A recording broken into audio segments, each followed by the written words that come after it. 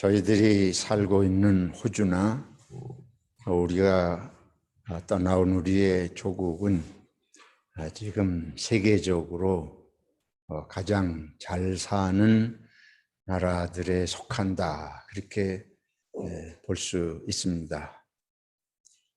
호주가 소득이 세계 상위권에 속하는 건 물론이고, 한국도 지금 소득이 3만 달러 넘어 4만 달러에 이르기 때문에 경제적으로 볼 때에 정말 짧은 기간에 6.25 전쟁의 모든 그 황폐화된 상황을 잘 극복하고 세계적인 그런 경제적 수준에 이르렀습니다.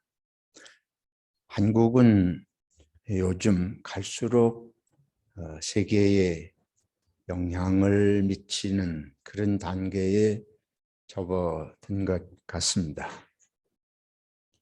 여러분들이 이미 다 우리 한국 사람이면 잘 아시지만은 요즘에는 그 방탄소년단 BTS가 부르는 그 노래들이, 그 춤이 세계인들을 매료시켜서 미국의 빌보드 차트 1위를 연거푸 몇 주씩 계속해서 1위에 오르고 있고, 발표하는 곡마다 히트를 치고 있고, 유엔에서도 초청을 받고 그들이 연설도 하고, 참 옛날 같으면 상상하기 어려운 일이죠. 얼마 전에는 봉준호 감독이 그 감독한 기생충이라는 영화가 미국의 아카데미 상에 수상을 해서 또 세계의 이름을 알리고, 이로 인해서 봉준호 감독은 유럽의 영화제를 심사하는 심사위원장까지 되고 그런 상황이 되고 있습니다. 다른 면으로도 한국이 참 여러 가지로 세상에 지금 많이 알려지고 있죠. 한류가, 특히 한국은 드라마가 세계를 동서양을 막론하고 인기를 얻고 있고, 혹시 여러분들도 보셨는지 모르지만 최근에는 그 오징어 게임이라는 드라마가 이 넷플릭스에서 세계 모든 나라에, 넷플릭스가 방영되고 있는 세계 모든 나라에서 시청률 1위를 기록하고 있고, 미국의 CNN이나 BBC 등 국제적인 언론이 대대적으로 이런 걸 보도하고 있다 하는 것들을 우리가 이제 보게 됩니다. 이처럼 참 짧은 기간에 우리나라는 괄목할 만하게 경제적으로, 문화적으로, 또 민주주의의 발전 속도라든지 이런 걸 볼 때에 참 놀라운 그런 기적을 이루고 있는 게 사실입니다. 부인할 수 없는 그런 현실인데, 반면에 제가 지난주에도 잠시 언급했지만은 한국의 자살률이 15년 이상 세계 1위를 기록하고 있습니다. 그리고 이 한국의 자살률은 OECD 국가의 평균 자살률의 2배 이상이 되고 있습니다. 그래서 이게 참 어떻게 생각해야 할지 마음이 복잡해지는 것을 어떻게 할 수가 없어요. 청소년 자살률의 주된 원인은 학교의 성적이 첫 번째이고, 두 번째가 가족 관계의 갈등으로 그렇게 되어 있습니다. 그리고 선후배 간의 갈등도 한 1% 정도 영향을 미친다고 보지만은 성적 관계의 자살률이 45%가량이 되고 가족 관계의 갈등이 24%인가 뭐 그래서 아주 두 가지 요인이 주된 원인으로 이렇게 분석이 되고 있습니다. 학생들에게 이 성적은 뭐 절대적인 거라고 볼 수가 있습니다. 근데 세계가 다 그러냐?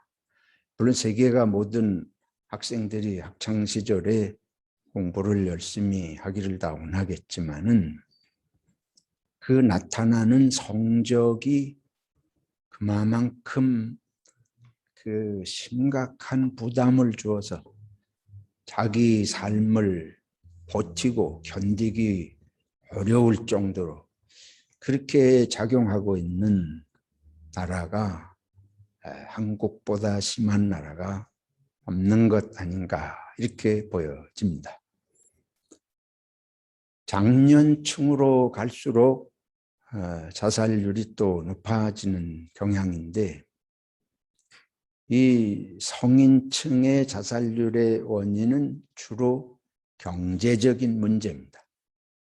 빚을 많이 졌다든지 또 20대, 30대 초반의 문제는 취업의 문제예요. 그래서 결국은 이 학생들이 성적에 그렇게 큰 중압감을 받는 것, 그것이나 졸업 직후에 젊은이들이 취업의 문제로 심각하게 어려움을 겪는 것, 그리고 장년층으로 가면서 역시 명퇴나 조퇴 등 그리고 직장 생활에서의 위협 등이 그야말로 자기 삶을 더 이상 버틸 수 없다는 주된 원인들이 되고 있습니다. 많은 사람들이 실제로 자살을 하기까지 그런 절망적인 상황에 이르지는 않더라도 얼마나 이런 것들이 사회적으로 큰 문제가 되고 있는지 하는 건 뭐 통계를 통해서뿐 아니고 우리 자신이 그것은 피부로 알고 있는 그런 현실이라고 할 수 있겠습니다. 내면의 깊은 삶의 의미가 바깥으로부터 오는 여러 가지 환경의 요소를 감당해내지 못하는 이런 현상에 우리 국가가, 우리 한국인이 직면하고 있다 이렇게 보겠습니다. 그래서 이런 문제들에 대해서 우리 기독교인들이 어떻게 생각해야 될지, 우리 민족을 위해서 하나님이 우리를 부르셨다면 우리 민족의 실상을 알고 교회가 이것에 대해서 사명감을 느끼고 우리 민족의 앞길, 우리 민족이 생명의 길로 나가는 것에 대해서 고민하지 않는다면, 하나님께 이것을 부르짖고 또 하나님의 말씀을 받아서 이걸 방향 제시를 하지 않는다면 한국의 기독교의 존재 의미가 무엇이겠는가 우리가 고민을 해보아야 할 줄로 압니다. 오늘 말씀은 이러한 것과 직결되어 있다고 저는 생각을 합니다. 오늘 내용은 여러분이 이미 아시는 대로 예수님의 제자들 가운데, 특별히 12 사도 가운데 야고보와 요한, 이 세베대의 두 아들이 또는 뭐 그 어머니가 그렇게 예수님께 청한 것으로 되어 있는데, 예수님께 나와서 예수님의 영광 중에, 그러니까 예수님이 영광스러운 자리에 오르실 때에 우리 두 형제를 예수님의 좌우편에 앉게 해 주십시오. 여짜오되 주의 영광 중에서 우리를 하나는 주의 우편에 하나는 좌편에 앉게 하여 주옵소서. 그런 청을 드리고 예수님이 그에 대해서 답변을 하시잖아요. 이르시되 너희는 너희가 구하는 것을 알지 못하는도다. 내가 마시는 잔을 너희가 마실 수 있으며 내가 받는 세례를 너희가 받을 수 있느냐. 이 세베대의 두 아들이 주님의 영광 중에 주님이 영광스러운 자리에 오를 것으로 생각을 하고 그런 청을 드렸는데 예수님은 그것을 내가 마시는 잔을 너희가 마실 수 없으며 그런 말씀을 하셨어요. 이거는 승리의 잔이 아니고 세상으로 볼 때 이것은 죽음의 잔 아닙니까? 예수님이 지금 눈앞에 가시고 있는 길은 그거는 세상이 승리할 때 잔을 로마 군인들이 승리하고 돌아오면 축배의 잔을 들잖아요. 그래서 지금도 세계의 모든 경기가 테니스에서 우승을 했다. 그 우승컵이라는 거. 그 축배의 승리의 잔이에요. 골프에서 누가 우승을 했다. 그 우승컵이 그런 승리의 잔입니다. 월드컵에서 축구 경기에서 우승을 했다. 승리의 잔입니다. 근데 예수님께서 이 잔을 언급하세요. 내가 마시는 잔, 그걸 너희가 마실 수 있느냐. 이걸 영광의 잔이기 때문에 함께 그렇게 마시는 것으로 생각하면 제자들은 그런 생각을 하고 있었을 것인데 예수님은 이 잔은 너희가 마실 수 있는 잔이 아니다.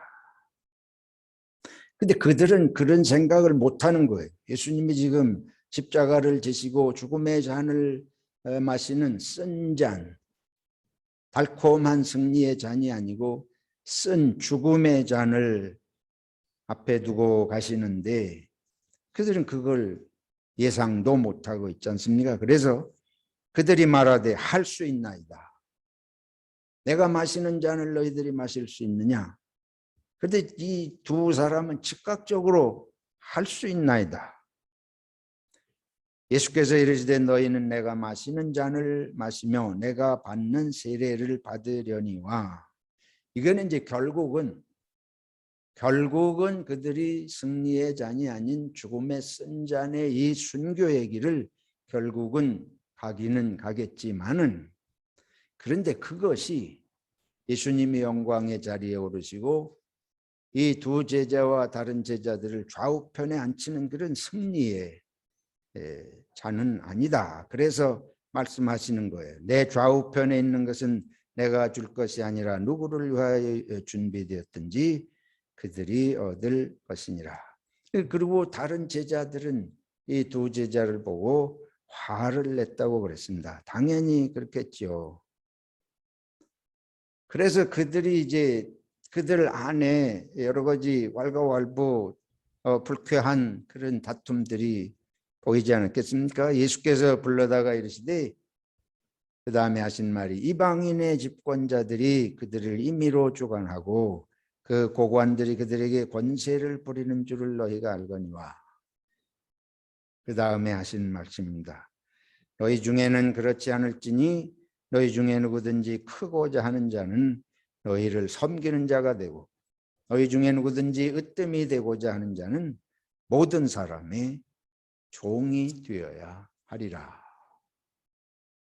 네, 아주 청천벽력 같은 말씀입니다.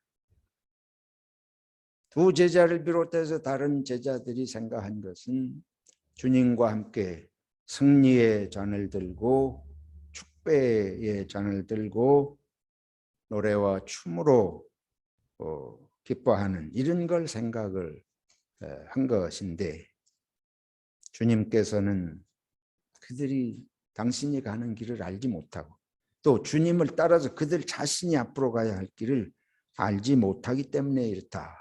여기 문제는 뭔가 하면 이들이 꿈꾸는 것을 예수님이 콕 집어서 말씀하세요. 세상의 사는 사람들, 세상의 이방인의 집권자들, 또 고관들, 이런 사람들은 임의로 다른 사람들을 자기 마음대로 부리고 주무르기 위해서 그런 자리를 원한다.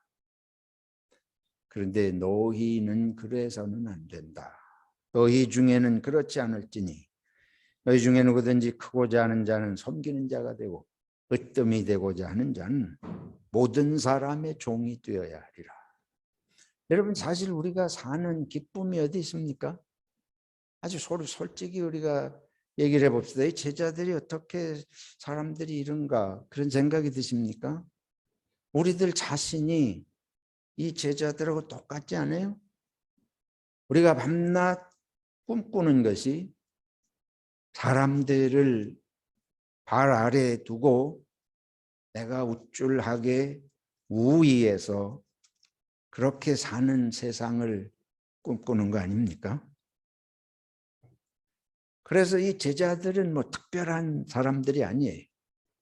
그 사람들이 제자답지 못하기 때문에 뭐 우리가 말은 그렇게 쉽게 할 수 있지만 그거는 남다르게 이들이 더 그런 게 아니고 모든 인간의 마음이 으뜸이 되기를 원하고 남에게 섬김을 받기를 원하고 크고자 하고 으뜸이 되고자. 여러분, 제가 조금 전에 우리 한국 사회에 대해서 말씀을 드렸습니다. 으뜸이 되는 큰 사람이 되는 것. 교회에서도 제가 교회 다니면서 많으신 분들이 공중예배 시간에 대예배 시간에 대표 기도를 하면서 뭐 호주에서는 뭐 그런 얘기 들어본 적이 없지만 한국에 있을 때는 스스럼 없이 큰 종, 그 큰 종이 누구냐면 목사님을 두고 우리 목사님이 큰 종이 되게 해 주십시오. 종은 종인데 종이라도 큰 종이 되기를 바라. 종이 주제에 무슨 큰 게 있고 작은 게 있고 커봐야 종이고 작아봐야 종인데 이게 생각이 그래요. 항상 작고 크다는 식의 개념으로 모든 걸 봅니다. 그것도 가장 큰 거, 그것이 꿈에도 소원이 가장 큰 거 되는 거예요. 그 오뜸이 되는 거. 1등만 사람. 회사에 가도 사람은 하나밖에 없습니다. 사장밖에 사람이 없어요. 어느 부서에 가면 부장만 사람이에요. 이런 식의 사고가 우리 사회를 지배해요. 공부를 하는 만큼 하면 되지. 그거를 성적을 꼭 1등, 2등 우수한 성적을 받아가지고 근데 현실은 사실 뭐 그걸 무시할 수 없어요. 왜냐하면 그 등수별로 그런 뭐 점수별로 잘라가지고 대학이 붙고 떨어지고 대학이 붙고 떨어지는 거에 따라서 일생이 좌우되는 나라가 한국 아니에요? 호주는 좀 다른 것 같아요. 다 대학까지도 않는 것 같습니다. 여기는 10학년이 되면 고등학교 1학년 마치면 벌써 졸업장 가지고 나는 뭐 굳이 대학 갈 필요 없다. 그러면 대학에 가면 학문을 연구하고 뭐 이런 거 해가지고 하려면 모르지만 내가 다른 직업 가지고 벌어먹고 사는데 나 뭐 그렇게 머리가 IQ가 두뇌가 뛰어나서 공부해가지고 살 머리는 아닌 것 같다. 그럼 괜히 세월 낭비할 게 뭐 있어요? 그러니까는 10학년 때 졸업하고 테이프에 가서 여기 기술학교에 가가지고 무슨 목공을 배운다든지 컴퓨터 하는 걸 배운다든지 뭐 해서 자기 먹고 살면 되는데 여기는 공사할 때에 길거리에서 이 팻말 들고 자동차 천천히 가시오 뭐 스톱하시오 이거 사인하는 사람들도 굉장히 그게 수입이 높대요. 나 깜짝 놀랐어요. 그 일 계속하면 1년에 10만 불 넘게 번답니다. 근데 한국에서 그런 일 하면 사람 아니죠. 사람 취급 못 받습니다. 대학도 못 간 게 사람이냐 이런 식이에요. 이런 사회가 이게 뭐 어느 정도 사람이 조금 그런 실력을 발휘해서 그런 거는 뭐 인간사에서 어떻게 할 수 없지만 그 사회 전체가 완전히 그런 것에 함몰되어 있다 할 때는 이건 정상적인 사회라고 볼 수 없잖아요. 그렇게 정상적인 사회가 아닌 거는 비정상 사회. 비정상적인 사회 전체가 비정상적으로 움직일 때 어떻게 거기 건강한 정신을 가진 삶을 살 수 있겠느냐 하는 것입니다. 취업도 그렇습니다. 취업도 전부 1등 회사 들어가려고. 회사가 사람을 뽑는데 가장 중요하게 생각하는 기준이 능력이에요. 능력 없는 사람, 요즘 현대사회에서 능력, 평범한 사람으로는 살아갈 길이 없는 이런 사회가 되어서 희망이 보이질 않는 거죠. 이게 내 정도 가지고는 내가 뭐 부모로부터 물려받은 돈이 있다든지, 근데 그 부모로부터 돈을 엄청나게 물려받는 재벌들의 자식들이 얼마나 사회를 어지럽히는지 그것도 하나의 화제입니다. 그러니까 돈 있고 배경 있고 뭐 이런 사람들, 또 공부 잘해서 실력 있는 사람들, 이런 사람들은 아주 큰 소리를 치고 살아가요. 그런데 없는 사람들, 배경도 없고 돈벌이 재주도 없고 그런 공부하는 능력도 없고 그 사람이 아닌가요? 그런데 살아가기 힘들어요. 사람이 아니야. 사람 취급을 못 받아. 결혼도 못해. 장가도 못 가고 시집도 가기 어려워요. 자식을 키우기가 힘들어요. 근데도 또 겉은 얼마나 화려하게 차려입어야 됩니까? 세계적인 그런 명브랜드들을 다 온몸에 걸치고 다니는 것이, 그래서 이게 그렇게 할 능력이 없는데, 돈이 없는데 그렇게 하고 다니지 않으면 사람 취급을 못 받으니까 빚을 져야 돼. 오징어 게임 혹시 보신 분 계신지 모르지만 그거 빚진 사람들의 이야기입니다. 나라 전체가 빚더미의 삶을 사는 사람들. 그래서 그 빚을 갚으려고 목숨을 걸고 거기 뛰어들어서 수백 명이 모여들어가지고 차례대로 다 게임을 거치며 죽어가고 오직 한 사람 남아서 그 한 사람이 몇백억의 돈을 혼자 따먹는다. 이게 사람이 상상할 수 있는 사회가 아닌데 한국이 그런 영화 만들어가지고 세계가 그거 열광한다니까 이게 미친놈의 세상이지. 이게 정상적인, 왜 그런 영화를 왜 만들어요? 그게 정상적인 사회에서 나올 수 없는, 정말 이게 간단한 일이 아닙니다. 오늘 주님께서 우리 제자들에게 세상이 이래가지고 너희마저 하나님 앞에 제자로 부름받은 이들이 하나님의 나라가 어떻게 해야 이루어지냐, 이거 가지고 주님께서 오시고 십자가를 지시고 이 길을, 순잔의 길을 가시는데 제자들이 그 뜻을 깨닫지 못하고 이게 으뜸이 되기를 원하고 좌우편에 큰 자가 되기를 원하니까 주님께서 이게 얼마나 안타까우시겠어요. 그래서 말씀을 하십니다. 으뜸이 되고자 하는 자는 모든 사람의 종이 되어야 합니다. 크고자 하는 자는 섬기는 자가 되어야 한다. 꼭 그렇게 과장해서 말씀하셔야 되나? 그러지 마라. 그런 생각이 그렇게 바람직한 게 아니다. 뭐 이렇게 점잖게 타일내시는 게 아니고 크고자 하는 자는 너희를 섬기는 자가 되고 으뜸이 되고자 하는 자는 모든 사람의 종이 되어야 하리라. 그 표현이 굉장히 기분 나쁘고 과격한, 이게 정말 이렇게 되라고 하시는 말씀입니까? 그럼 정말이 아니고 왜 이렇게까지 말씀하셔야 되나요?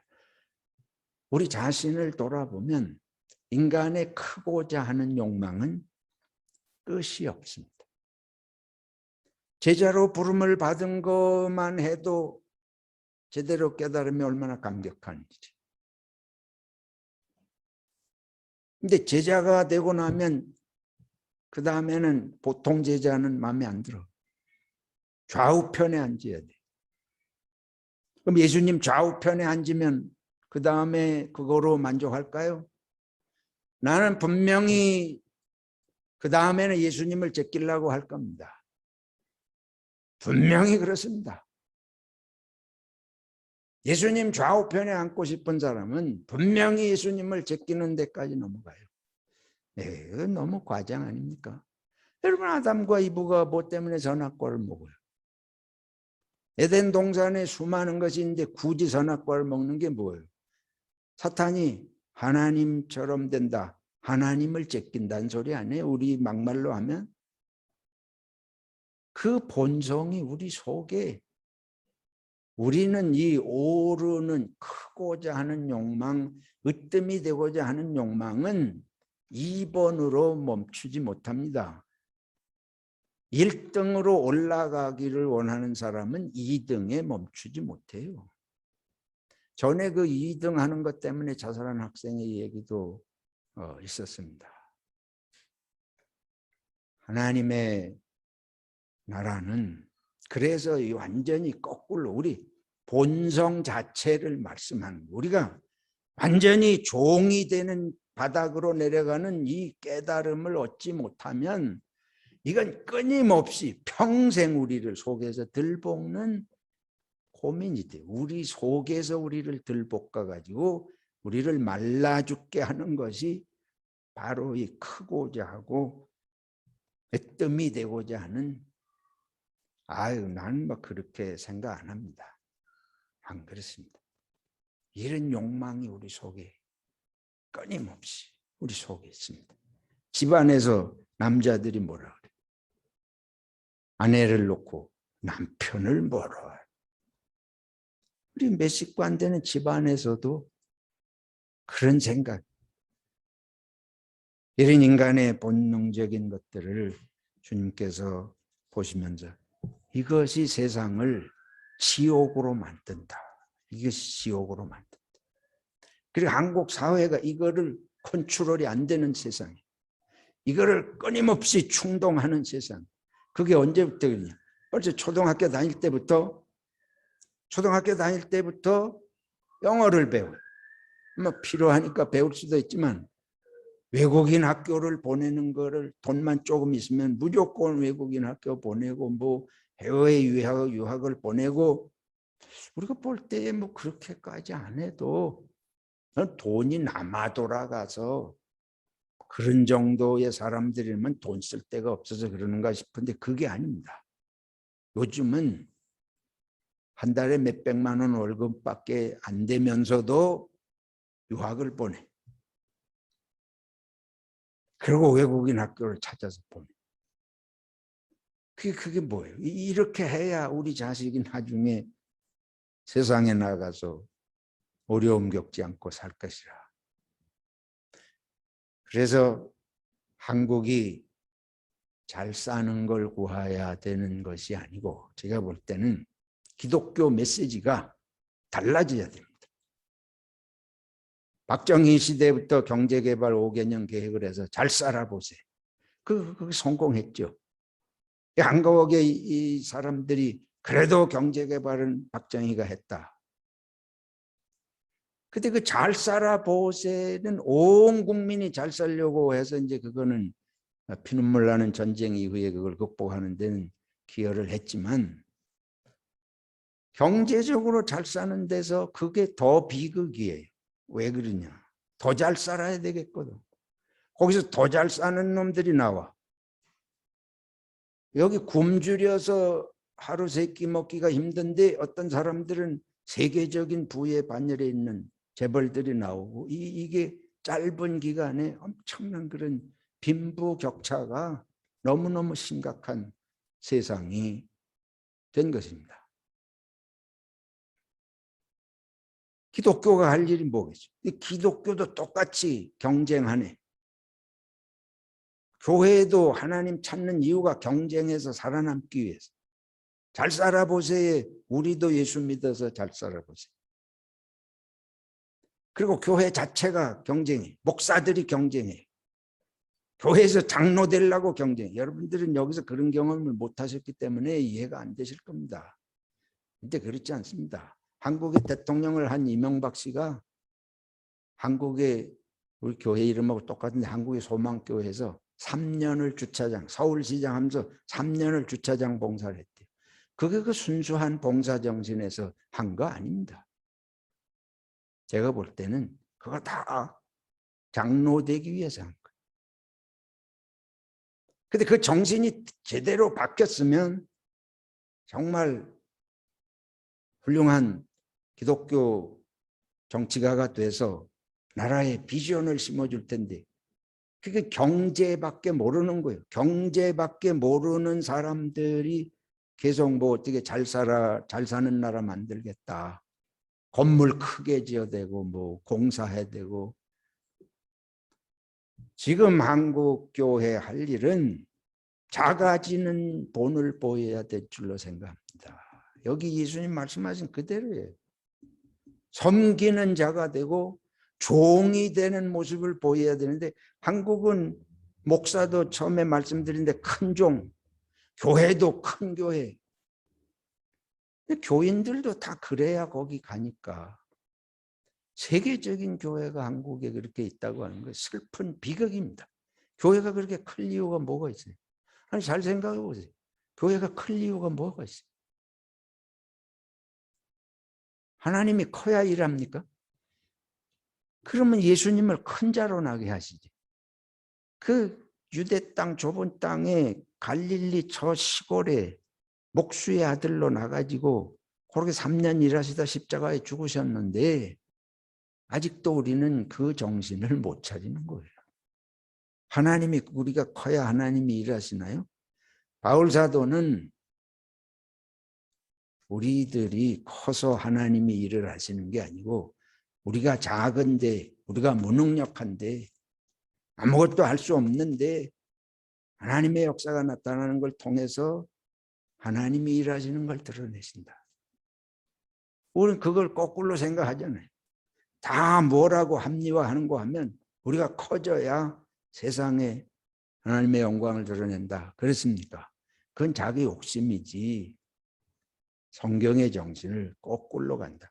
제가 분명히 여러분 생각에도 이 생각이 99% 차지하고 있을 거예요. 저를 비롯해서. 우리들이 이거를 말로만이 아니고 실제로 우리 삶에 비추어 보면 다 지난주에 부자 청년 떠나갔듯이 우리 실제로 이렇게 되라 그러면 아마 저와 여러분 다 예수 떠날 겁니다. 우리가 예수님 가만히 말씀 안 하시고 성경만 가지고 있으니까 그냥 쌍무시하고 넘어가는 거 아닌가. 그래서 다시 한번 고민하고 결론으로 드리고 싶은 말씀은 내 속에 이 욕망을 어떻게 다스릴 것인가. 이게 내가 하나님의 나라를 이루는 게 아니고 하나님의 나라를 파괴하는 자로 예수의 이름을 이용해서 나 꿈꾸는 것은 그런 생각을 하고 있는 거 아닌가. 예. 그래서 우리들이 내가 100의 능력이 있는데 200인간처럼 보이고 살아요. 아주 솔직히 그렇습니다. 실력은 100인데 200, 어떤 인간은 500을 지닌 것처럼 드러내고 살아. 그렇게 보이고 살아. 아주 그래서 뭐 대단한 것처럼 보이려고 옷차림도 그래서 그런 거고 학교 가서 무슨 석사 박사 다 이것도 자기 능력이 100인데 500인 것처럼 드러내 보이려고 매사가 그렇습니다. 매사가 돈도 그런 식으로 나는 이런 인간이야 자기보다 500배 1000배로 불려가지고 사람들에게 보이며 다 그렇게 우리가 살고 있습니다. 그러니까 예수님께서 종으로 내려가라. 모든 사람이 종이 되라. 그래야 네 속에 있는 그거를 다스리고 그래야 하나님의 나라를 이룬다. 인자가 온 것은 섬김을 받으려 함이 아니라 도리어 섬기려 하고 자기 목숨을 많은 사람의 대속물로 주려 함이니라. 여러분, 우리들이 남을 자극하지 맙시다. 이게 결론입니다. 내가 1등 하려고 그러면 남은 나보다 더 1등 하려고 하도록 자극하고 충동하고 내가 잘났다고 주장하면 다른 사람을 더 자기도 잘났다고 주장하게끔 충동하는 가만히 이 사람을 자꾸 불을 질러. 그래서 그 사람이 불안한 거예요. 견딜 수 없어요. 못 살. 나중에는 그래서 하다 안 되면 자살하는 거예요. 절망이 돼가지고 이 분노를 조절할 수가 없어요. 폭발을. 왜냐하면 전부 이 모든 인간이 나보다 앞서 뛰는 것 같은데 나도 앞서 뛰어야 살아남겠는데 안 되니까 화가 나고 그래서 범죄하고 찌르고 죽이고 정신병에 걸리고 우울증에 빠지고 그래서 죽음의 공동체가 되는 것입니다. 죽은 공동체, 죽은 공동체, 죽은 사회, 싸우면 죽고 경쟁해서 죽고 1등 해야 되는 사회에서 다 죽어가고 있습니다. 그 한국이 가지고 있는 능력을 서로 나누면 얼마나 아름답게 살 수 있는 나라예요. 근데 이 세계 죽음의 상징의 사회가 되고 있는데 다 불안하게 살아. 다 불만이 가득해. 오늘 이 말씀을 바로 우리 자신과 우리 민족을 살리기 위해서 주신 말씀을 생각하고 여러분 교회 보고 커지자 그러지 마세요. 여러분 자식 보고 커지라 그러지 마세요. 아까 말씀드렸죠. 성적 때문에 자살하고 그 다음이 가족관계 갈등. 가족이 왜 갈등해? 가족이 왜 갈등해? 세상에 나가서 자녀들에게 공부 잘하라고 맨날 종주먹대니까 자식이 지닌 무슨 그런 문제들을 언제 우리가 듣습니까? 저부터도 우리가 듣는데 여유가 없죠. 모두 살아남기 경쟁을 오징어 게임을 다 이 살아남기 안 살아남으면 다 죽는 거야. 그냥 그날로 죽어요. 서로 밟고 서로 죽여요. 이런 현실을 이제 보기 때문에 주님께 감사해야 할 줄로 믿습니다. 이런 말씀 깨우쳐 주신 거 감사하고 교회의 사명은 다른 거 없어요. 자로 내려가 이 종이 되는 거 단 한 말 한마디라도 한번 그렇게 할 수 있고 한 번 그렇게 실천할 수 있으면 이게 우리 민족 살리고 이게 우리나라를 하나님의 나라로 만들고 이 죽어가는 자살하는 사람들의 생명에 희망을 주는 나라. 자살하는 사람들이 마지막까지 자살을 하는 이유가 옆에 있는 사람이 단 하나도 없기 때문이라는 것입니다. 곁에 있어주는 사람이 없죠. 다 저마다 살아남기 위해서 내가 살고 해야 되니까. 우리는 작든 크든 성경의 말씀, 예수 정신을 가지고 그러면 알고 그러면서도 실천을 못하는 게 많이 있지만 적어도 성경을 왜곡해가지고 아닌 걸 그런 것처럼 해서 성공과 출세와 으뜸되는 비결의 책으로 성공을 이 성경을 그런 거로 삼는 것은 아니다 생각을 하시고 서로 귀하게 여기고 이걸 자꾸 격려해야 돼. 격려해야 돼. 낙심하지 말고 다른 데하고 비교해가지고 쓸데없는 소리 하지 말고 쓸데없는 생각할 것도 없고 성경 가지고 예수님이 우리와 함께 하신다는 확신을 가지고 예수 믿는 생활 그렇게 해서 승리하시기를 축원합니다.